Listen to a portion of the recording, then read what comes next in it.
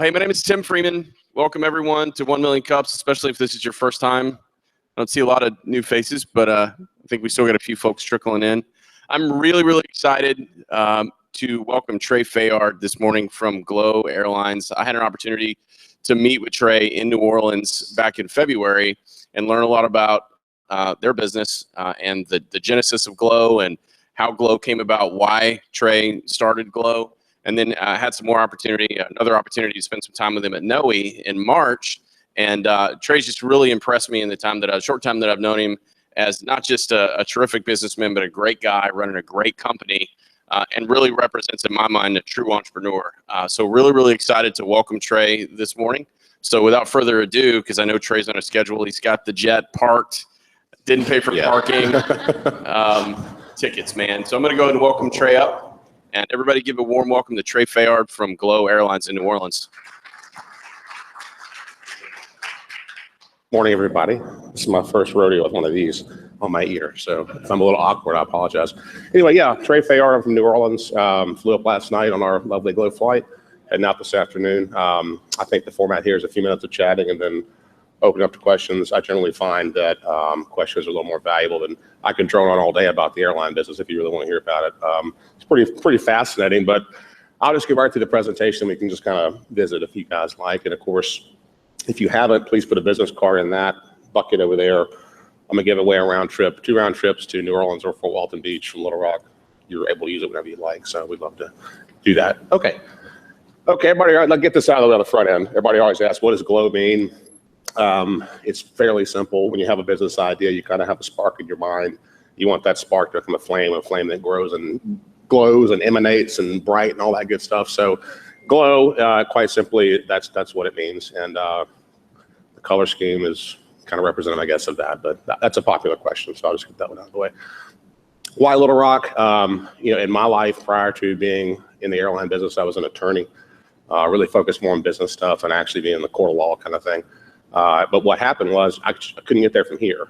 And we were spending hours and hours and hours on the road and thousands of dollars flying through Dallas or Atlanta or Houston or wherever it may be to try to get these necessary client interactions or business things done. And so back in 2010, I almost became a de facto charter broker. We started putting in little trips. We get a King Air here or a Piper here or a group van going here to Birmingham. And all of a sudden, my colleagues and other attorneys started calling me and saying, hey, geez, when are you going here next? And then all of a sudden, strangers started calling me saying, Trey, when are you going to take a game and go see the football game or whatever it may be? So I started thinking, well, geez, if I'm having this much trouble, my friends and colleagues are, and people I frankly don't even know having this much trouble, maybe there's an opportunity. So in 2010, it was February 2010, I started kind of, like everybody does, kind of put a little pen to paper and kind of just doing some research. And long story short, that kind of started taking on a life of its own. I wound up putting almost 20,000 miles on a rent car. I went to 60 plus cities, visited 30 airports. And honestly, it was as simple as sometimes coming to Little Rock, whipping out the book of lists and saying, where are the top 100 companies going to have a meeting with you? Where do you fly to? When do you want to go? When do you want to get there? When do you want to get back? That was kind of the basic questions we started our model with, honestly. And we wound up ranking about 64 routes.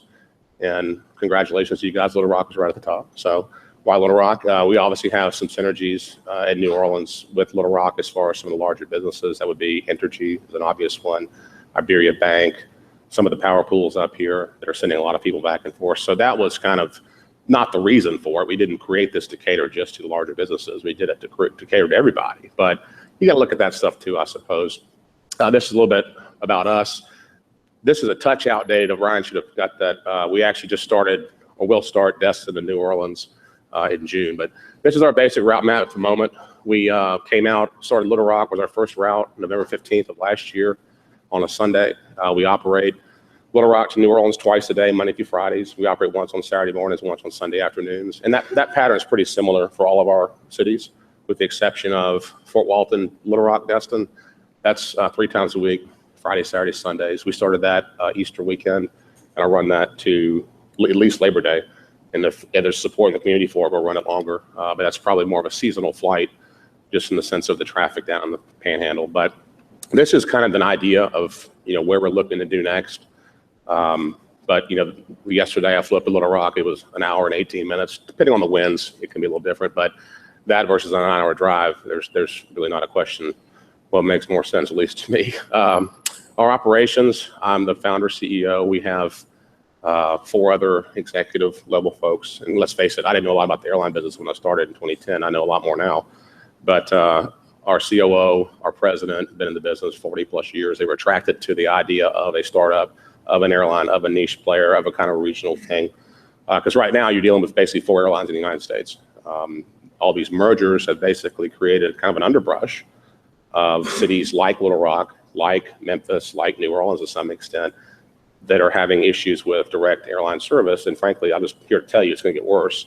If you look at the average gauge of aircraft over the last decade, it's gone from 50 seats to 70 seats. We're now at 90 seats, and it's going higher. So if you start thinking about markets now that can't support these secondary, tertiary markets, the bigger the airplane gets, that means the more people they got to put on it, which unfortunately means the Gulf of Mid-South that we're concentrating is going to see, I think, a lot of reduction, sadly, except for hub flying, to these different cities. So we think it's a good opportunity for us. We support 30, that's up to 32 now, 33. We just hired 2 more pilots. 110 indirect jobs, that would be handlers and bag throwers and ticket agents and things like that. We currently have 3 Saab 340Bs in 30-seat configuration. We're looking at a 4th. These are great airplanes. There was a picture of the very front end. That's the one in the hangar. Twin turboprop, pressurized, lavatory, flight attendant, 2 pilots. It goes about 300 miles an hour, so it's pretty comfortable. I mean, the longest flight we have in our system now is actually Destin from here. It's an hour and 30, 35 minutes. But it's very comfortable. We don't charge for bags. We don't charge for Cokes and 7-Ups. We're about to have our liquor license. So we don't really nickel and dime you. We just want to give you a good service at a fair price. And to this point, Little Rock in particular has very much responded. So we're here for the startup challenge. Number 1 should be 1, 2, 3, 4, 5, 6, 7, 8, 9, and 10. It's all about money end of the day. I mean, I could drone on about regulation. I was just speaking before this. I mean, I did my books for 2015, 14, and I went to DC 47 times with regulatory stuff. And so that all businesses are different. I just happen to go into the one that's probably the most regulated in the world, but that's okay. Which leads to number 1, funding. This was really tough. I mean, everybody thinks the airline business is cool and neat and kind of sexy, and it is. But these are fabulous generators of revenue, but they're also fabulously expensive, and they break all the time. And people don't work for free. So the funding aspect, I wish I had a panacea to say, geez, this is what you need to do. It's just really hard. And it's really particularly hard for us being in Louisiana. People think of Louisiana as a good time. Let's go to the quarter, have a bunch of fun. Let's go to a bachelor party. Let's go to Mardi Gras. But they don't take you very seriously when you talk about new business unless it's a chemical plant. We were kind of overlooked part of the world. I think it's getting a little better. But I went to, your typical spots, New York, Chicago, Atlanta, Miami, looking for money. And ultimately, we did a funding internally. It's privately held. We funded it pretty much, not 100%, but almost 100% Louisiana with local folks. That's going to have to change if we plan to grow, because we have to seek out, obviously, more cash to make it bigger. But yeah, that's just really hard. And there's different things you can do. I mean, people ask me all the time, well, how did you do it? Honestly, I went and got a Visa card that had $7,500 limit. Then I started paying it, and they gave me, oh yeah, now you have $10,000, and then now you got $20,000. So when you start, I mean, unless you got a rich uncle or your parents just give you a check, it's not a bad idea. Just don't go crazy with it. But if you're not, if you're not willing to invest what you have into your business, then in my opinion, I wouldn't recommend doing it.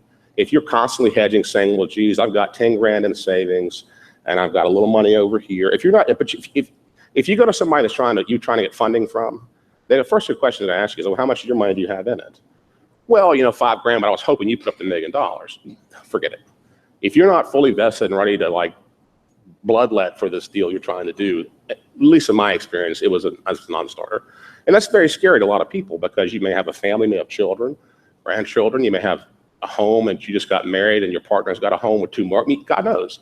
But all that has to be factored in. But everybody's the same. Nobody's different. I mean, nobody really walks out in the world with a blank check and says, I'm going to go do this. At some juncture, you have to seek secondary and third level funding. And if you're not vested in it, It's just all that more difficult. Some of the other stuff, logistics, y'all can ask questions about that if you'd like. It's fairly straightforward. The big one for us is this one, maintenance. Because I promise you guys this, you've never flown on an airplane where everything works. It's maybe a scary thought, but same thing with everything. But it's a constant thing, particularly where we are sort of a semi-salty environment. Got to always be on the lookout for corrosion and things that sticking together and all that good stuff. Pilots are always maintenance hawks. They love to write stuff up. This is broken. This needs looking at. So all that takes time and money. But the biggest challenges for us as an operating company is maintaining and hiring good folks here and the pilots and crew, and that's a big one, maintenance, which y'all should be happy about. We spend a lot of money on it, which means we're all in good shape. This is our website. I have to always, of course, ask you to like us on Facebook and Twitter and Instagram and all that, which doesn't, magically, it really does. It's been very successful for us. We spent a ton of money on traditional media, which you have to do, but the social stuff's really been quite good. And most airline travelers are fairly savvy when it comes to booking tickets, and so that's why you don't really see ticket offices anymore. By 93% of all tickets are booked online. So, and interesting enough, 80% by women. So, our largest marketing is to women. Over 80% of all travel decisions are made by women, whether that be a partner, a wife, a spouse, a secretary, an executive. It's pretty fascinating. So our demographic of people that buy tickets, not who flies, but who buy tickets, is heavily skewed to the ladies. So the next ad you may see from Glo may have a little more tinge toward attracting the female customer. Not the customer who may be herself flying or buying for somebody else. But that's a very interesting thing about the all travel business, really, but particularly the airline business. So I'm delighted to be here. It's a really cool space. We love Little Rock. If we did, we wouldn't have started the flight to the beach. We'll look at some other places from here we'd like to announce here pretty soon. Y'all got a great airport authority. They do a great job. You have a great town. You have a great, very cohesive unit here. We've found it's not always the case where we go, but Little Rock's definitely all in for new businesses and helping the businesses that are here. So y'all should be congratulated for that. And I think I'm just at my time limit. So I'll hush up and take some questions or ask me whatever you'd like. I'm pretty much an open book. I'll tell you what I can. Let's give it up for Trey and Glo. Thanks. All right, we are going to take some questions. So show of hands, first questions. Dan? Hey Trey, I'm Dan Rhoda. I'm a lawyer here in town. Comment and a question. My comment is thank you guys for existing. We flew y'all down to Jazz Fest a couple weeks ago and just makes things so much better. The drive down to New Orleans isn't usually so bad, but that drive back after a long weekend is pretty rough. It's 3 or 4 o'clock in the afternoon when you're kind of coin flipping to do I spend another night because I just really don't want to drive like this, or I get home at midnight. But yeah, I hear you. So my wife and I are definitely glad y'all are here, and we're definitely plan to fly again. My question is, I noticed on our flights both down and back, we were about half full. Mm-hmm. What's your approximate break even on a flight? Well, I don't want to say exactly because there's so many variables. You can have a full plane and lose money. I could charge $10 a head, fill it up, and we'd lose money. I could also charge $10,000 and one person buy one ticket, and we'll make money. So the yield is more important than the load factor. People always say, are they full? Are they full? Are they full? Here's a secret. Tuesday is the worst day in the airline business worldwide. If we could shut down on Tuesdays, we would, because there's nobody on the planes. I mean, there's 6, 8 people. Sometimes there's 3.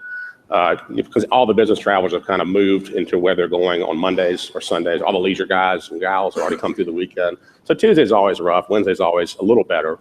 But it's difficult to say. I mean, you can just estimate that if you've got more than half the people on the plane, you're probably doing okay. Now, if you're full, that's probably good too. But then again, are those $29 seats we did a promotion for, so they fill it up. So it's really, load factor is a decent way to at least say, well, geez, people are using the service, but it does not dictate if that particular flight was, quote, profitable or break even. It just really depends on what yield you're getting on the fare structure. Okay, thanks. Sure. Anybody else? Hey, Daniel Schroeder. I appreciate you coming here today. I don't know how new you guys are. I've certainly been hearing your advertising. How does being a startup airline fit into the new way that people book travel nowadays? And I know that you're very good in your niche because you're flying to markets that aren't commonly, not easy access to. But how does that affect you? Are you on aggregating travel websites? Sure. And I'll comment a little further, we have opted not to at the moment go in what they call a GDS. So if like a Sabre or we won't show up on orbits just yet type of thing. The reason for that is as a startup company, the entry fee to that and the per ticket fee for that is beyond something we can afford. So with our markets, because we're very, I guess, surgical where we're going, and we're the only game in town, there's no other direct flight from Little Rock to New Orleans. So if you hear about us and you want to fly, chances are we'll get your business. You only really capture about, in a market, on a direct flight with no competition, you only really capture about 80% of that market. So if there's 100 people a day flying from Little Rock to New Orleans, best case scenario we could hope for is get 80 of them. And the reason for that is business travelers make irrational decisions. And I do the same thing. And the reason I say that is you can go to the website and you say, well, geez, I'm a Delta Platinum flyer. Here's Glo for 99 bucks. Here's Delta for 207. I get my miles and I get my upgrade, but I got to go to Atlanta. I'm going to fly Delta. That's an irrational business decision. No one would ever pay the same for a gallon of milk sitting next to each other in the grocery store. You pay the same. You don't pay 10 bucks more for this one. It's the exact same. The business travelers do that. And that's sort of kind of moving away a little bit because a lot of the majors have devalued their loyalty programs so much to where people aren't necessarily making those decisions. But back to your question about how do we, in the new age of things, as I mentioned, over 90% of all tickets are booked directly on a website. A lot of people use orbits as a price comparator or a travel option. So they'll go and say Little Rock to LA, and they'll see all the different airlines and the flights. They will not book on that website. They will go over to the airline's website and book there. So in the next probably 10 days to 2 weeks, we'll be in Kayak, which will help our visibility. And we'll be in Skyscanner. Skyscanner is kind of the new Kayak. It's the Kayak of Europe, and they're trying to get into the United States. They have a pretty good presence, but they're not nearly as prominent as like a Kayak is. So those visibility channels will definitely help us. And just from the startup aspect of it, they almost don't want to fool you until they know you're going to fly.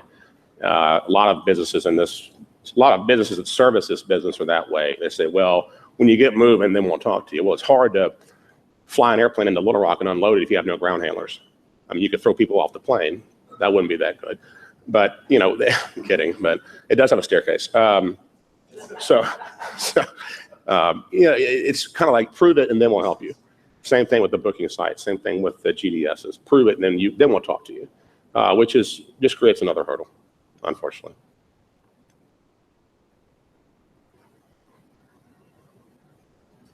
Hey, Mike, Stevie. Thanks so much for coming to town and being here today. Really appreciate it. Thanks. You touched on some stuff about technology. I mean, it's true you guys are kind of a startup in the airline industry. Is there anything else, coming down the road, flying cars, whatever it may be, that is technology that you think will impact your guys' business? Yeah, and I always make this point. We may be an old-fashioned, metal and petrol business, but end of the day, we are 100% technology in the sense of we are totally upholding to all that technology working. From the time you click on our website, if you book a ticket, when you hit book, there are 5 different transactions around the world from 5 different technology companies that have to occur instantaneously for you to get your ticket. That has, and people go, really? I said, yeah, because it's got to go through the processor. The processor's got to go to Visa, MasterCard, American Express. It has to come back to the clearing bank. So all this has to happen. And, here's a great example. I just talked about Kayak. Kayak's a worldwide presence. They're huge. Integrating with Kayak, with our booking system, it takes 3 weeks. It takes a month. It could take 6 weeks, depending on the testing and how things talk. So as far as technology, yeah, and if y'all could find a new payment system solution, that would be wonderful. These processors are just a pain. I like them. They're nice business folks, but they're just a pain to deal with. And that's why you see stuff like Square and PayPal and those things that have come along. New payment systems, new data aggregation systems for us would be very helpful, but it's not something that's designed to kill an elephant. Because most of as you'd appreciate, because there's 4 major customers in the United States, everybody creating new technology for bookings or secure flight, they're all catering for that business. But there are a lot of smaller aviation companies like ourselves that could use that information. Right now, we're doing it all manually with Excel sheets over here and all funnels into here. If you could automate it at a price that wouldn't bankrupt us, that would be nice. But that platform is available, but people are not focusing on the less than Deltas, Uniteds of the world. They want to get in that business. which is hyper competitive. But if you look at a mid or lower level firm like ourselves, having the ability to access that data, aggregate it, print it out in a report so you can say, geez, you know, this is what we need to do would be very helpful. So technology runs our life. I mean, if we don't have the internet, we're out of business. If we can't clear somebody through secure flight, the TSA is going to arrest you if you try to go to the checkpoint. So it may seem like, oh, geez, you know, let's crank her up and fly down to New Orleans. But I would venture to say 80% of what we do is technology driven.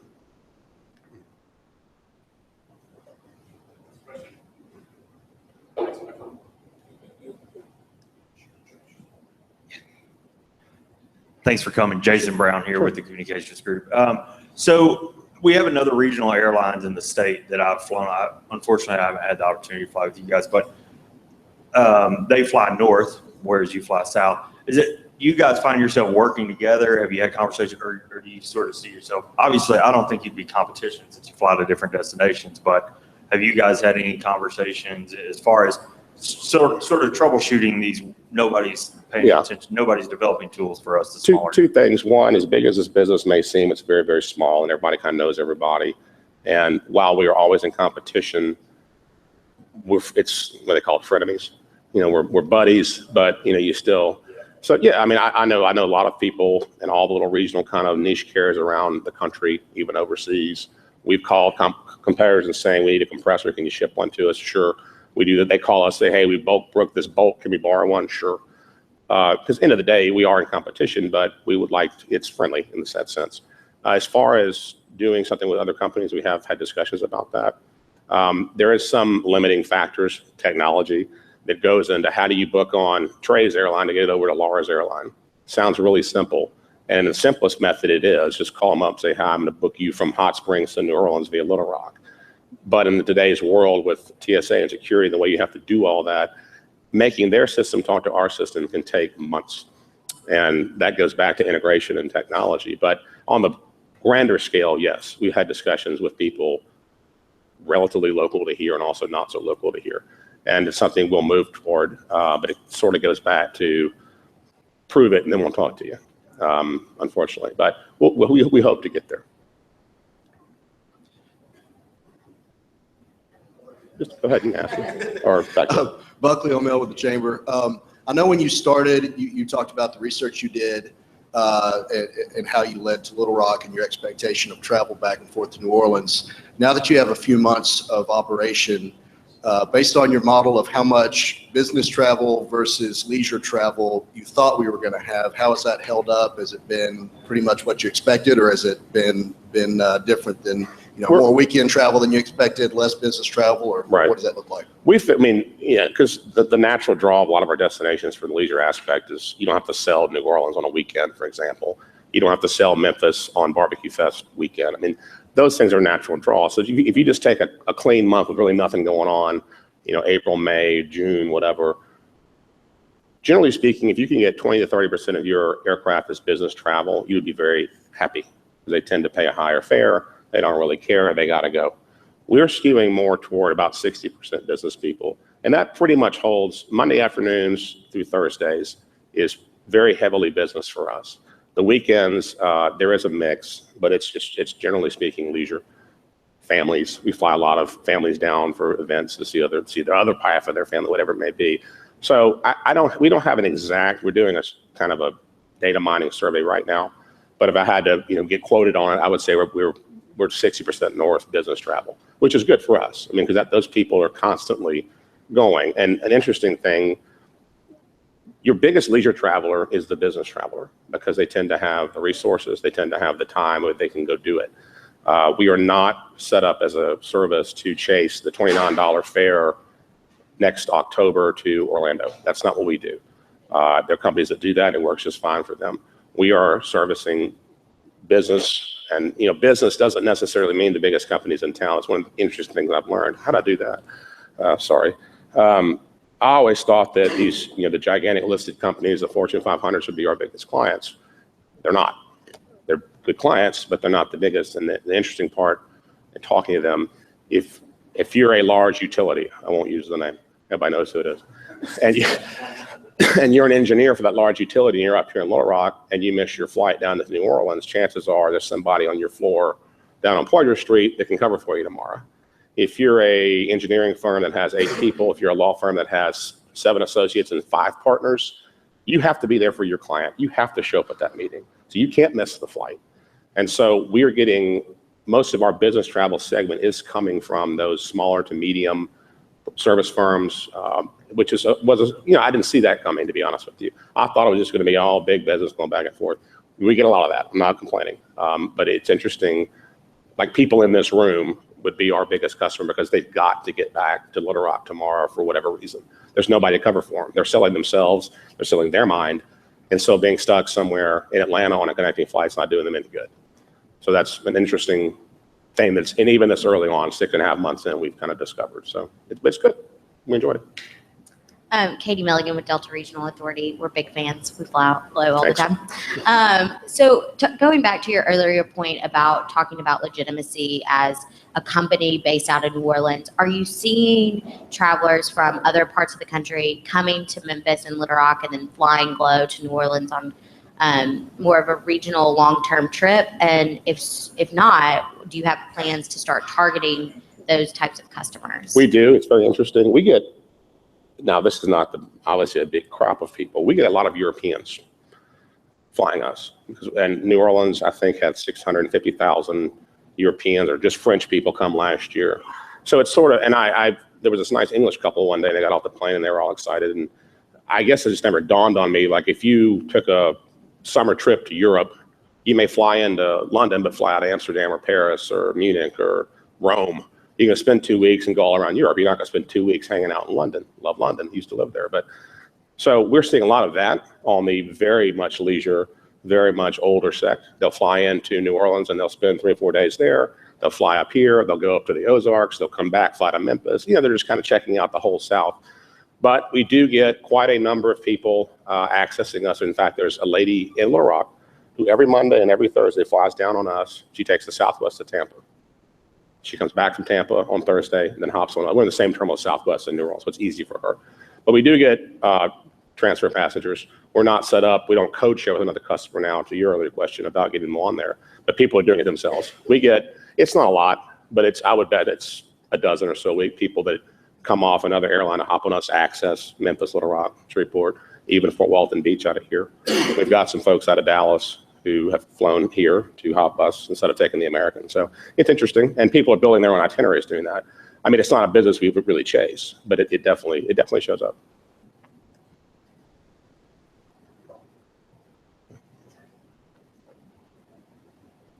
Hi, I'm Shannon Chamberlain Research, and I was wondering if you have a plan for reward system. You were saying that's how business travelers make some of those decisions, or is the convenience and efficiency sufficient? Well, I mean, of course, I think it's efficient, but no, yes, we're working on that. And that goes back to yet another kind of technological data point. We actually have the program ready to go. It's just a matter of if you fly on us, I know every time you've flown, 10 times, 20 times, one time. So it's a matter of getting those post rewards back into the system and then be able to track you going forward, which we can do, but we're trying to get our reward system to integrate with our booking system, which we could take out some paper and start doing it by hand, but that's not great use of time. But the technology part of it is almost there. So we're hoping by early summer we'll be able to announce our rewards program, and we're in talks with some major hoteliers and brands and things. So it wouldn't just be, you can say, love the Capitol Hotel. It wouldn't just be the Capitol Hotel in Little Rock. You'd have access to the Marriott or the Sheraton or Doubletree, all those different places, worldwide. So we're working toward that. And like I said, don't hold me to it, but we're hoping sometime maybe late June we'll be able to announce that. All right, we have time for one more. Any other questions? My name is Lucas Utley. Thank you for coming out today. In the next 5 years, as you expand, do you see yourself covering a larger geographical area, or providing more, servicing more aircraft sort of in the same areas? Or how do you see yourself expanding in the next 5 years? Sure. Well, that's a great question. And I'm not giving away any trade secret here, because this aircraft has a certain range, and every aircraft's limited by range, okay? This aircraft is highly, highly efficient and will allow us to offer the type of service we would like roughly within a 500 to 550 mile area. So if you draw a big circle on Little Rock in that 500 to 600 mile range, you can kind of guess where we may be going next. This thing can fly a long period of time, but after 500 miles, this aircraft is 40%, it's 40% the cost of a jet. So if a jet costs $1, this one costs 40 cents an hour to operate, which the savings directly passed on to y'all. People say, well, why not a jet? Well, would you pay $800 each way to fly to New Orleans? No, you wouldn't. You can do that now. So why do that? So looking at Little Rock, which has been a great market for us, we were looking at our 4th aircraft in the next month to come into the fleet. And we're looking at, already have number 5 kind of identified. So we're hoping within the first 14 months of operation coming up here, which will be next January, we'll have our 5 aircraft. And also, if you look at the limitations geographically, you also have to look at it from a standpoint of, is there enough populace to support the flight? So when you have New Orleans, which we are not quite done building out yet, there's a few more opportunities from New Orleans. And once New Orleans has its map, move on to the next place and do the same thing there. So kind of this starburst pattern of service. So, once New Orleans is full up with this next aircraft, then the logical thing for us is to go to a city we're already in and start exploring kind of that area. And we've already done that internally, but so we're excited about it. And like I said, Little Rock's our number 1 market for us. So you may deduce from that we could have some more opportunities in Little Rock. So anyway, but I appreciate everybody coming out. Thank you very much.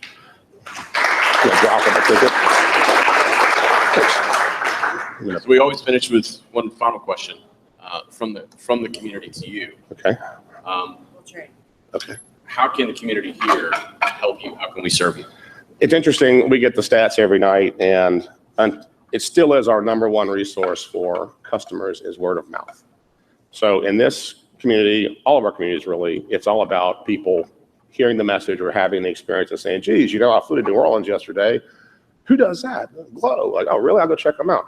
So for us, number 1, we'd love to have your business, obviously, and hopefully you'll have a positive experience and just spread the word. That's in all these communities in the Gulf and Mid-South, that's what it's all about. Y'all all know that.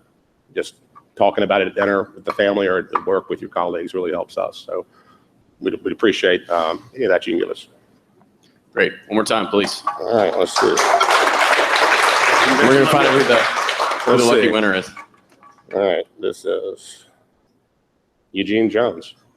Congratulations. There you go. All right. Awesome.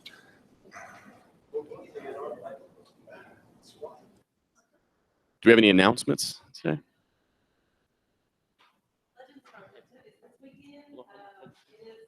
Arkansas Music and Art Festival that promotes small business here in Arkansas. So come out and check us out. It's $5 an adult. All kids and dogs are free. Starts at 4 o'clock. Yeah. I did want to add, if you guys aren't familiar, I have a media company called Hark, and we did an interview with Trey on an airplane back in February. You can find that interview. It's a 3-part series. You learn a lot more about Glo and a little bit more about the background of the company. I thought it was pretty good. At hark.tv, under the video section, go to profiles, the Hark profile, and you'll find, I'll post that. If you're following us on Twitter, we've actually shared the first part of the series this morning. Definitely check that out. Pretty fun time. And I wanted to say, just as a compliment to Trey, it was kind of a unique experience when they were gracious enough to fly me down to New Orleans for the interview. When I got off the plane, Trey was waiting outside, and I thought, that's cool. The CEO of the company's waiting for me. No, he does that in every flight when he's in New Orleans. When that flight lands, he's there waiting outside of the plane for the customers. And I thought that was really awesome. So it was a real testament to the type of person he is and the type of company they're running. So thanks again for coming to visit us today. Thanks, man. All right. Unless we have any other announcements, we're done for today. And thanks everyone for coming out.